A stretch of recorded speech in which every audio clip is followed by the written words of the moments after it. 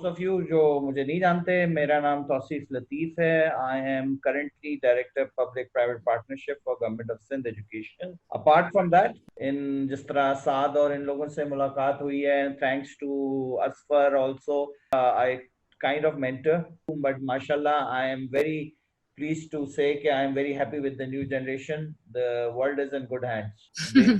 They know more than we do. Basically, the whole point of getting this collective dialogue on how are we actually coping with this whole quarantine and how can we actually promote e-learning, what are the things that we can adapt that are being practiced even from an international perspective, what can be adapted, how is the government taking any sort of an impact. Okay, thank you, Saad. The government itself, I was very impressed actually. This is the first time I may say that I was impressed to be part of the Sindh government. They took the initiative very positively for this and everyone is appreciating that. So you see, the first and the most important thing that in any situation that arises is that how you deal with it. I think the government has been very positive in this regard. As far as the education department, there is still some lag because of the leadership actually. It keeps on changing. That creates a problem for us.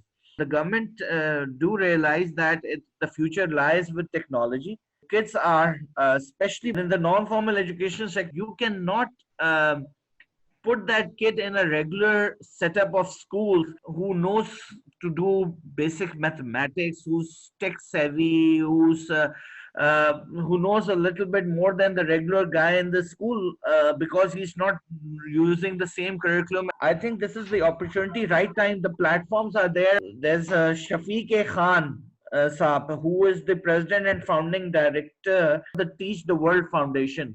It is very similar to the Sabak thing. Even in the Sindh government, SEF has established the established-based education, which is very good. It's interactive.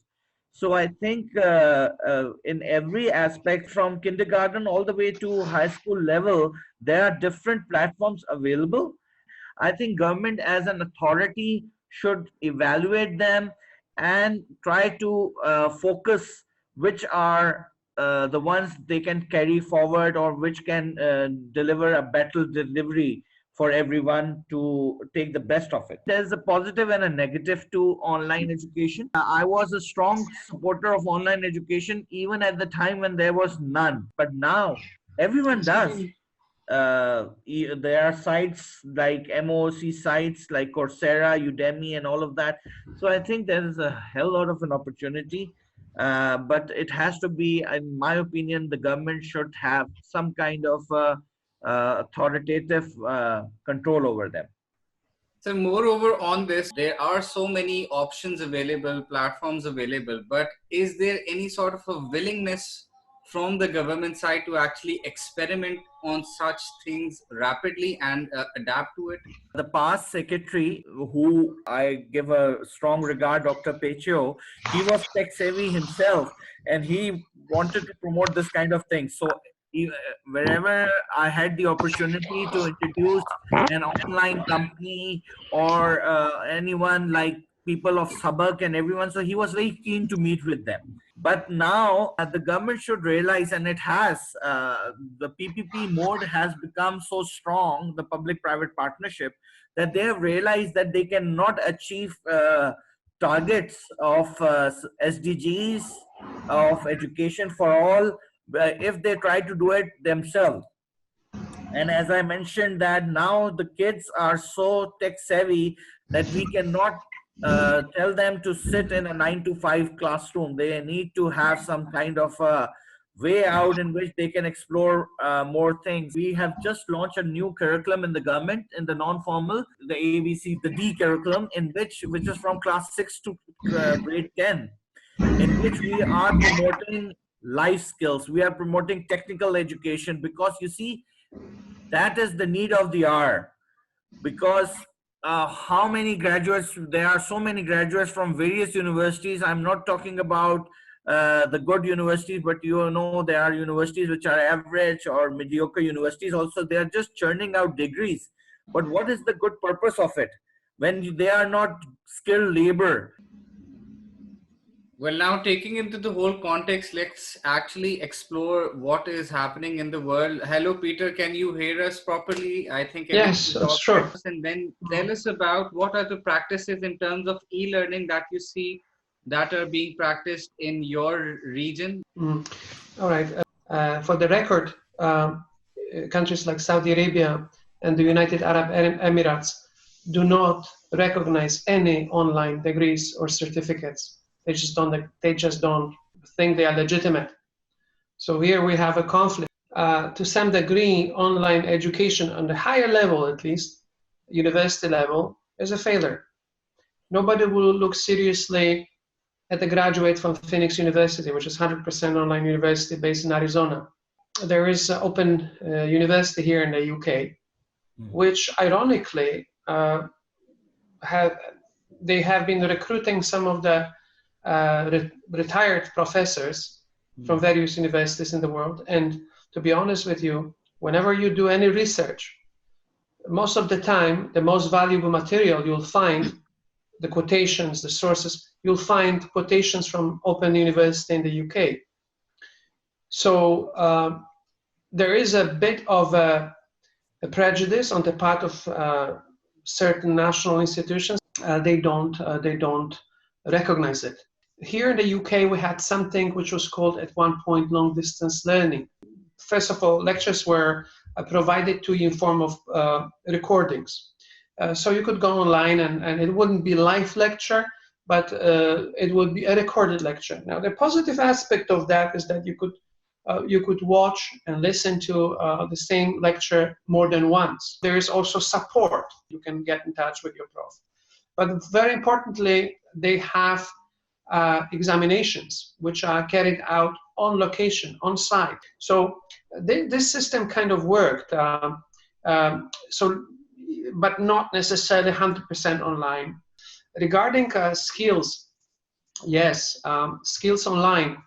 Not sure how you would want to teach a guy how to weld online, or how to teach a girl how to sew online. Of course, at a certain level, let's say, for example, wash your carpet at home, and you will go to YouTube and you find wash a carpet, and you'll get millions of tips. So at the later stage, when you acquired the skills already and you just want to polish them a little bit, then of course online support is great. But for that, you don't need universities. You have YouTube. Now, from what I understand, now we're facing a really difficult times for everybody, not just for Pakistan. And education is hugely affected by that. Quarantine, kids don't go to school. Now they're trying to do something online, but you're dealing with teenage youth, for instance, and unless you stand there as a parent, unless you watch them doing their work online for, like in school, they would spend roughly 8 hours a day, 7 hours, 6 hours of actual learning. Now, how are you gonna motivate your child to be at home and stay in front of the computer for 6 hours and studying? It's also unhealthy. We're facing some very challenging times.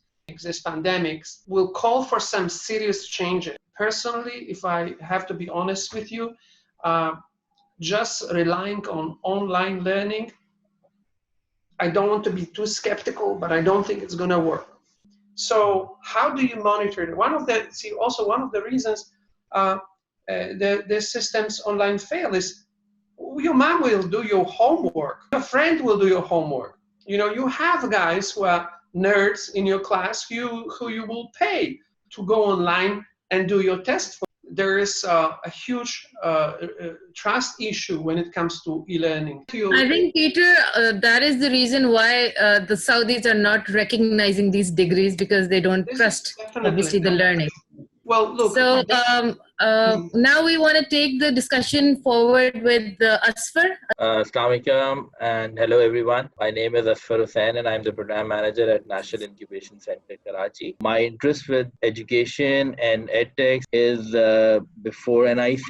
So my take is on the entire scenario and what Peter said and Tauseef said. I was doing my ACCA back in 2002, 2003. We actually were exposed to computer-based examination and computer computer-based testing back then. And I'm telling you the time where it was such a poor internet connection that there was dial-up errors and all, but the examination or the testing method was actually very much supported by the institutions, and the students liked the testing methods back then. And then obviously we know that how it has progressed and how it has grown and now. So as part of this testing exercise, and probably grading someone is easier, rating someone, ranking someone, but it's very difficult to monitor or to evaluate, to find something which is descriptive, look into the skills, if someone can write, the plagiarism part, the cheating part, and especially when you admit someone at a very grassroots or at a very basic level, these kids need one-to-one time. The personalization touch is very much needed. What I see as an opportunity in Pakistan, it's a great time for us to learn what Peter and other friends and colleagues have. They can share their experience online. They can make small tutorials for the teachers in Pakistan. The content can be localized because this country has such a huge number. Students are out of school. You have this opportunity where you can train people on local content, and then they can deliver it to their villages or small areas, tough times. And probably the educators or the academics should come forward. It should not be the responsibility of parents alone. I know it's a big challenge. It's a global challenge. It's a global challenge. Parents like you must be facing that it's work from home, and then you're working with your kids, and then there's another the entertainment value is also on very digital. I see big resistance from school owners, and probably there needs to be a mechanism. And you guys are the right people who actually believe in training and facilitation. What's your take on this? I'm doing an online course from Luma. It's based in USA. They take Prometric and I-Star examination in Pakistan. They have a very you can say rigorous data on their books. Like in each chapter, they have 20 to 30 examples and objectives, terminologies, each and everything. And in Pakistan, till my MBA, I haven't seen such type of book.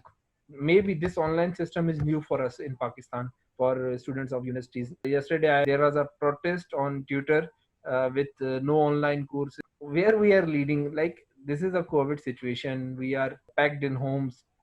Schools and teachers are trying to give them education through online channel, but they are doing protest for not studying. So we can change this system if we give effective learning material.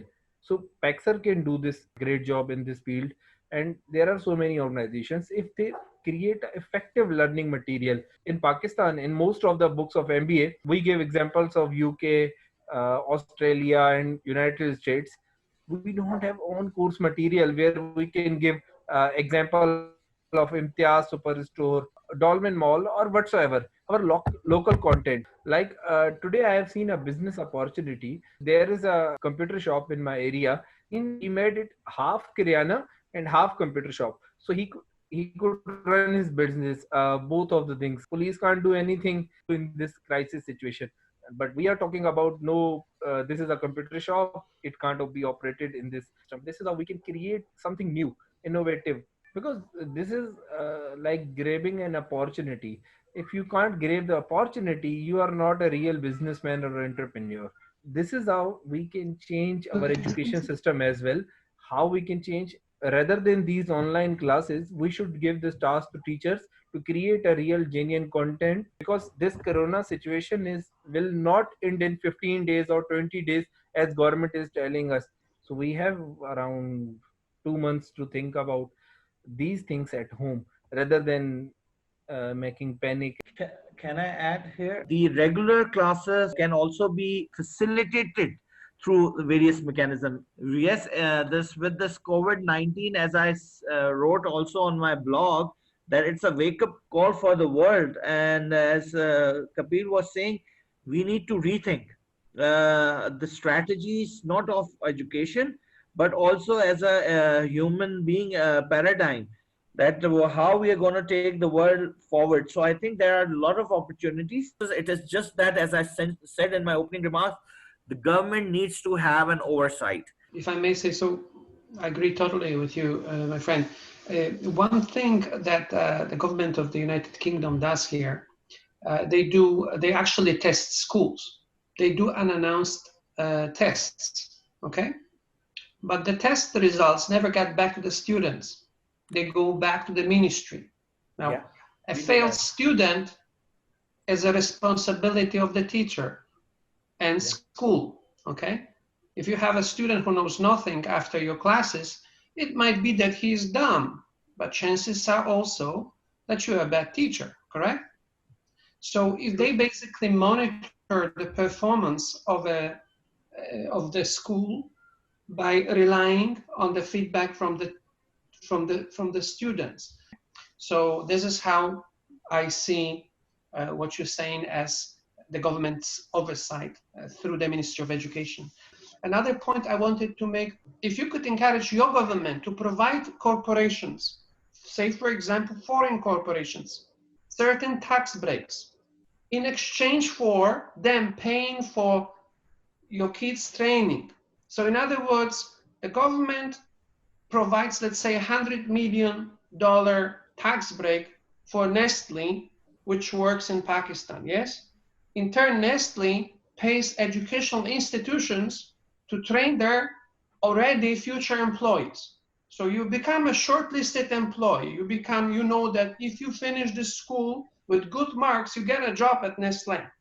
So now this school gets money from Nestle, and Nestle gets a tax break from the government. This is how it is done. Saudi Aramco, the largest petroleum company in the world, receives millions of dollars from the kingdom, okay, in exchange for hiring young and very often, guys, listen to this, troubled youth. They actually pay them to go to school. So you get a job, but instead of working, you go into school. You miss a class, you lose money. Now, Pakistan is opening up. I'm sure that in the near future, many foreign large corporations will move into Pakistan, whether it's Vodafone, Nestle, many companies will move to Pakistan. And if you could emulate that system that is working in Saudi, okay, and it's working in Abu Dhabi. I would like to add something here, what Paxer is doing. So that's why we have introduced this plan that we pitch to the corporates, in which the corporate does pitch in for the education of the child, but some part of the fee has to be borne by the beneficiary himself. But at the moment, what the discussion was all about was, since this is not an ideal situation right now due to this virus, everybody, even my children's school, have switched to online learning. So how can we make it like more effective? We have another guest here, Rabia Armaghan, and she is doing these online sessions for universities as well as schools. And I want to take this conversation forward with her, that how is this coronavirus treating this platform? You are an expert in Zoom as well. Thank you. Hello, everybody. My name is Rabia Armaghan, and I'm the CEO and founder of E.Educators. E.Educators is an online platform. Now, I've been working on digital education since 2018, and it was really challenging at that time because people didn't have the idea that what actually online education is. It was a really difficult job to get them to this platform. Education has become a greater problem than this pandemic nowadays, because parents are really worried. And you know what thing I have noticed during these days, that teachers are not actually prepared for the online education. And we need to train the teachers, and we have to give them trainings. And I don't know that how can we make it possible, because this is the main thing, because my children, they are also having online classes, and the teachers, they are not acting professionally, and they don't know how to treat the students online and how they can grab the attention. So everybody is making noise, and there is a mismanagement in online classes. So we have to work on it, and I have offered different schools and universities to give them online trainings through my platform. I was already working on this sector, and we were giving trainings on soft skills, communication skills, freelancing, YouTube channel making. So we were doing things in different platforms. But right now the need is to train the teachers. Let's conclude this thing. We'll expect one-liners from all of the guests, starting from Azfar Saab. So, like Kapil said, we don't know the exact time of COVID, right, to prepare ourselves. And I agree with Peter, these situations will come and go. We're not sure what will happen in the coming year or so, but to better equip ourselves and the schools and the academics, this blended learning model should be encouraged, even if we have the best of times and everything becomes normal in a month or 2 months' time, because digital is the future. Digital connects you. We cannot ignore the digital side of it, but what we have to do is better plan it, and this can be done in a country like Pakistan. This has to be done with government and public support together. It cannot be done by the private sector alone, and that too after, obviously, the entire world will face recession after COVID. So blended learning model is the way forward. Kapil sir. I have a one-liner suggestion for everyone who is teacher. We changed the system from books to PowerPoint slides in past 4 to 5 years. But now it is the need to implement again books, proper books. Students have to study from book. They have questions written in the book. So we should enforce them to study from book. And then we give them online session to just understand few things, pointers, not focus on PowerPoint slides, because we created that shortcut around 5 to 10 years ago. But now in this crisis situation, this shortcut will not work. In this crisis situation, every student should have a book.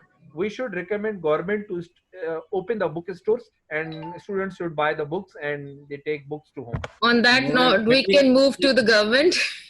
Yes, very quickly, Tauseef sir. We have 2 minutes only. Okay, it's just that, as everyone said, you cannot work alone. So the government, you need to advocate more with the government, and till the time I am the part of the government, you will have my full support. Great. Rabia. Rabia. We need fully equipped and learned digital teachers, Right. because they should be trained. I can only say, guys, let's just stay safe and survive it. And we'll take it from there. Thank you, Peter. That was great. Thank you so One much. one year in our lives means nothing, especially youth. If they skip a year of schooling, guys, this is nothing. We just have to survive as families, as individuals, as a nation. We have to Great. go through this, and we have to Thank you survive it. That's the everybody main for being a part of this. I really appreciate all your efforts on behalf of Paxer